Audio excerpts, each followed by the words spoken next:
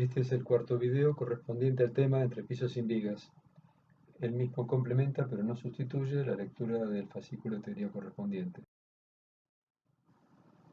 Pasaremos ahora al tema extensión del rango de luces. Todas las tipologías estructurales tienen un rango de luces en las que se los considera económicamente competitivas. A partir de dicho rango de luces, si se quiere mantener la tipología estructural, deben realizarse algún tipo de modificación. En el caso de los entrepisos sin vigas, existen dos recursos posibles. Uno es el aligeramiento y el otro es el pretensado, más precisamente el posttesado. Veamos primero el aligeramiento. Ya se ha hablado de aligeramiento al tratar las losas armadas en una dirección, que aligeradas se transformaban en arburados, al ver losas armadas en dos direcciones, que aligeradas se transformaban en casetonados, y aparecen también ahora los entrepisos sin vigas, casetonados. Pero el concepto básico es la eliminación de zonas traccionadas de hormigón porque no colaboran en la resistencia. Pero hay que hacerlo sabiendo que esa disminución de peso, que es muy interesante desde el punto de vista estructural, va acompañada de una disminución de rigidez flexional porque ese hormigón traccionado, si bien no colabora en la resistencia, colabora en los fenómenos de tensorrigidez, es decir, se pierde rigidez en el sistema al aligerarlo. Además, se pierde la rigidez torsional. Prácticamente los nervios de estos elementos no tienen rigidez torsional apreciable y en el esquema resistente esa pérdida de rigidez torsional, esa pérdida del mecanismo torsional, se traduce en una transferencia hacia esfuerzos de flexión, es decir, aumentan los esfuerzos de flexión. Finalmente, todos estos sistemas tienen asociado un mayor costo de mano de obra. ¿Existe alguna posibilidad de que la pérdida de rigidez torsional no influya sensiblemente sobre los flectores, es decir, sobre los valores de los momentos flectores? Y eso fue empleado en la década de 1950-1960 por Pierluigi Nervi, empleando sistemas de nervios cuyos trazados seguían razonablemente bien las trayectorias de momentos principales de flexión. Pero evidentemente el costo en mano de obra que tiene esto no justifica la mejora en el comportamiento flexional. Obviamente, estéticamente, además, son muy interesantes, pero el tema del costo terminó haciendo que no se repitieran este tipo de soluciones. La solución entonces más común es la que estamos viendo aquí a la izquierda arriba, y en ella se observa que en las zonas de columnas no hay aligeramientos. Y esto se debe a dos situaciones. Por una parte, en estas zonas se concentran los momentos flectores negativos y, por lo tanto, si la solución es en hormigón armado, las compresiones se ubican en la zona inferior. Si llegáramos con los nervios hasta la zona de columnas, las compresiones en esos nervios serían muy altas. Por eso lo que se hace es macizar para alejar los grandes momentos flectores de las zonas nervuradas. Pero además hay otro punto que es muy importante y es que en las zonas de columnas es donde se tienen las mayores solicitaciones de punzonamiento. Por ese motivo también es que estas zonas se macizan. Estamos viendo en las fotografías de abajo la creación de la zona macizada y los elementos de aligeramiento. Estos elementos pueden quedar como moldes perdidos, por ejemplo si se los hace en poliestireno expandido, o pueden ser moldes recuperables. También existen soluciones que no pueden ser fácilmente catalogadas. ¿Qué es esto que estamos viendo aquí? ¿Es un entrepiso sin vigas? ¿Casetonado?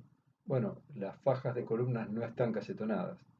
Bien, esto hasta hace algunos años no era común de ver, pero ahora con la disponibilidad de programas de cálculo de solicitaciones, cualquier combinación de macizamientos o no es posible y es fácil de resolver. Aquí en realidad lo que estamos viendo es que se han generado algo que podríamos denominar vigas, pero que no tienen una mayor altura que el resto del sistema, como en el caso de las losas casetonadas. Existen algunos sistemas modulares para crear aligeramientos. Aquí estamos viendo uno. Se ve que los marcos son modulares y obviamente los casetones también. Aquí vemos la armadura pasante. La armadura de estos nervios, en general, es solamente armadura de flexión. Los sistemas se tratan de dimensionar de modo que no lleven estribos. Complican mucho el armado. El reglamento establece algunas condiciones geométricas para este tipo de soluciones, es decir, para las soluciones aligeradas. Por ejemplo, se pide que la separación entre ejes de nervios sea menor o igual que 80 centímetros, que el espesor mínimo de las losas sea el máximo entre 50 milímetros y la separación entre ejes de nervios dividido 12. También se pide que al menos una barra inferior de cada nervio se ancle o se continúe sobre los apoyos, que el ancho mínimo de los nervios no sea inferior a 10 centímetros, y también se establece un requerimiento respecto a la altura de los nervios respecto al ancho de los mismos para facilitar su hormigonado. Existen otros recursos para aligerar entrepisos sin vigas. Uno de ellos se comercializa en nuestro país y consiste en emplear esferas de plástico reciclado.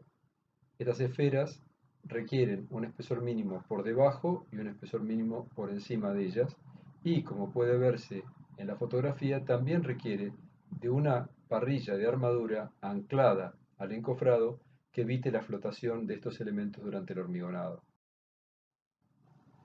Como puede apreciarse, el sistema es muy versátil y permite, por ejemplo, la ubicación de cañerías embutidas y también la creación de zonas macizadas.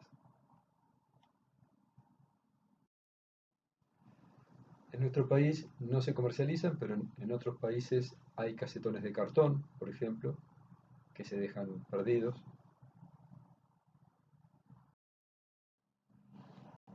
Y ahora cabe hacer un comentario desde el punto de vista del comportamiento estructural. En línea llena se aprecia la distribución de momentos negativos sobre el apoyo, sobre la línea de columnas. Y en línea punteada, la misma distribución correspondiente a una losa maciza. Como puede apreciarse, se produce una concentración de momentos negativos en la zona de apoyos. Eso tiene dos orígenes. Por una parte, ya hemos dicho que se ha perdido eficiencia torsional del sistema. Y por otra parte, al tener la zona macizada en coincidencia con la columna, se crea una zona de mayor rigidez que termina convocando mayores momentos. Lo mismo pasa con los momentos de tramo. Sistemas casetonados presentan mayores momentos en las líneas de columnas y menores momentos en las zonas intermedias. El siguiente recurso, muy empleado en la actualidad, es el postezado. Aquí estamos viendo unos voladizos impensados en elementos que no estuvieran pretensados, o mejor dicho, que no estuvieran postezados. Aquí se ve en forma de pequeños rectángulos la ubicación de los anclajes. ¿Qué es lo que permite el postezado? Por una parte, aumenta la rigidez flexional porque disminuye la fisuración. Por lo tanto, podemos utilizar para las mismas luces menores alturas o lograr mayores luces. Obviamente también se tendrá menor peso propio. En consecuencia, estos sistemas permiten ampliar agrandar el rango de luces comercialmente o económicamente aceptables para estos sistemas. Ahora bien, los sistemas pueden ser postezados con y sin adherencia. Si nosotros utilizáramos postezado con adherencia con vainas circulares, obviamente en el cruce de vainas circulares tendríamos una fuerte pérdida de altura útil en la vaina que pasa por debajo. Eso, si la altura total de la losa fuera importante, no sería significativo, pero como los entrepisos sin vigas son sistemas estructurales de baja altura, esto que estamos viendo aquí constituye una dificultad, una situación en la cual nosotros debemos pensar si la vaina circular es una buena solución.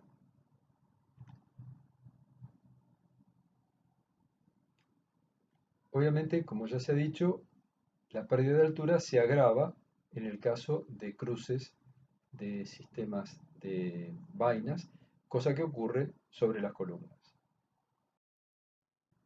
Eso da lugar entonces a una optimización del sistema con inyección, es decir, con adherencia, y es el uso de vainas achatadas. A veces se las llama elípticas, pero en realidad son vainas achatadas que permiten un mejor aprovechamiento de la altura útil.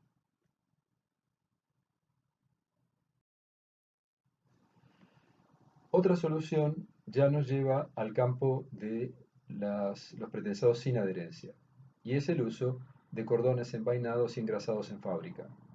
Eso obviamente lleva a que pueda aprovecharse mucho mejor la altura útil de la losa, aunque tiene las dificultades conocidas de los pretensados sin adherencia, cosa que no impide su uso para nada, dado que es uno de los sistemas más empleados en la actualidad, debido a que se pueden colocar muy rápidamente, es decir, desde el punto de vista de la producción en obra, son mucho más eficaces. Y el otro punto que es muy interesante es que evita la inyección en obra, eso tiene un tiempo y un costo, pero además la inyección en obra de una cantidad tan grande de elementos siempre da lugar a que uno pueda pensar que no todos los elementos han quedado adecuadamente inyectados, es decir, que a la larga uno puede experimentar algunos problemas de corrosión. De modo que es una solución muy interesante con algunas limitaciones. Aquí estamos viendo el caso del empleo de vainas achatadas y diferentes disposiciones. Como ven, los sistemas de anclajes tienden a horizontalizarse para caber mejor en los anchos disponibles de losas. Estamos viendo diferentes patentes. Esta es otra patente en la cual se está viendo el anclaje de varios cordones. En general, los cordones que se emplean para el postezado de losas son los denominados cordones de media pulgada. Otra patente, y aquí se ve claramente la disposición de los cordones dentro de una vaina achatada. Estas son disposiciones típicas de anclajes pasivos. En el caso de las losas, lo más común es poner en tensión los cordones de A1 con gatos muy livianos que pueden ser manipulados por una sola persona. Aquí estamos viendo otro sistema, otra patente de postezado. Y aquí vemos una disposición típica de un cable envainado engrasado. Estos cables pueden ser anclados en sistemas de anclaje de un solo elemento tensor o anclajes múltiples.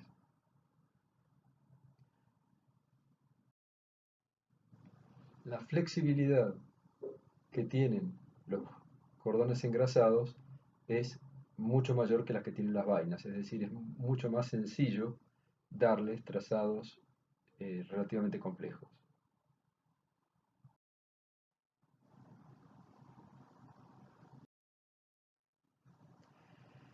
Hablemos ahora un poco de cómo distribuir los cables en planta.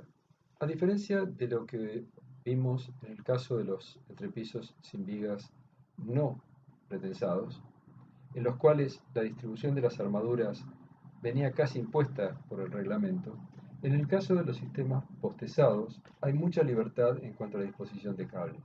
Estamos viendo en la zona superior solo tres de ellas.